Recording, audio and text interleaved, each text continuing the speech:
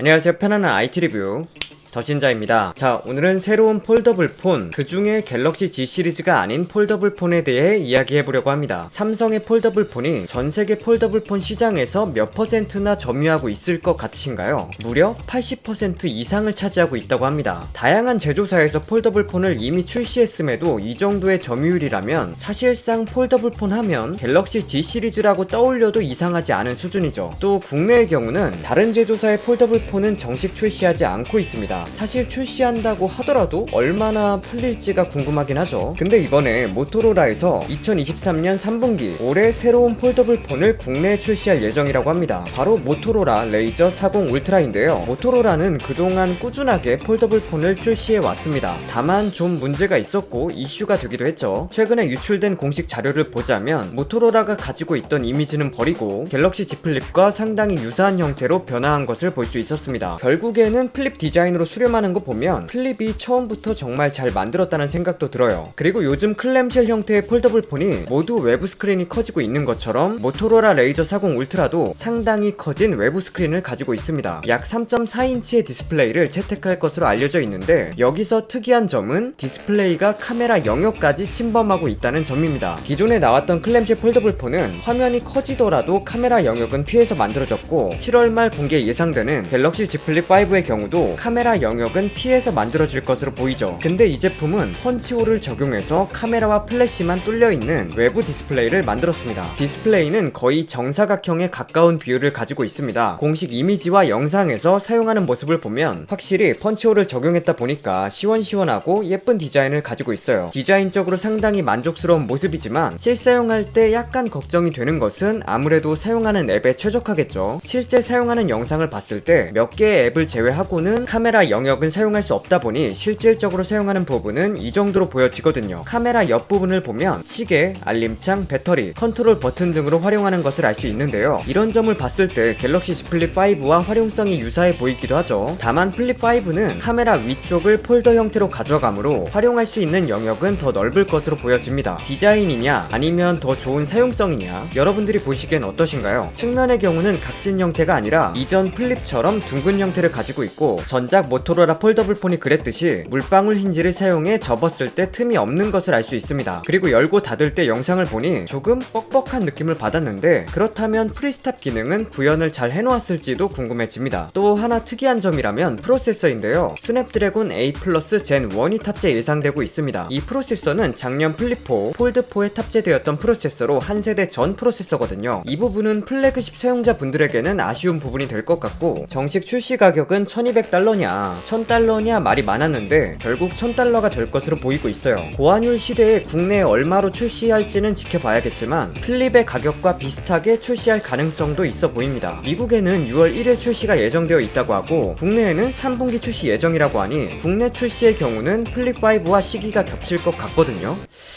괜찮을까? 지금까지 이야기 드렸던 제품이 모토로라 레이저 40 울트라였는데 울트라가 아닌 모토로라 레이저 40 제품도 유출이 되었습니다. 폴드와 플립 하나씩이 아닌 플립류를 이원화했다는 건 좀 재밌는 부분이죠. 디자인을 보면 그냥 갤럭시 Z 플립과 상당히 닮아 있습니다. 작은 디스플레이를 가진 제품이죠. 이 제품에서 특이한 점이라면 백패널을 가죽으로 마감했다는 점입니다. 최근 스마트폰 시장을 보면 구글에서도 픽셀 폴드를 출시하기도 했고 다양한 제조사에서 다양한 폴더블 폰을 출시하고 있습니다. 하지만 국내에서는 경쟁력이 없다 보니 볼 수 없었던 것이 현실이었는데 이번 모토로라의 도전이 어떤 변화를 가져다 줄지 궁금해집니다. 여러분들이 보시기에는 어떠신가요? 의견 남겨주시면 다음 콘텐츠에 반영하도록 하겠습니다. 끝까지 시청해주셔서 감사드리고 재밌게 보셨다면 좋아요 부탁드려요. 오늘 준비한 영상은 여기까지입니다.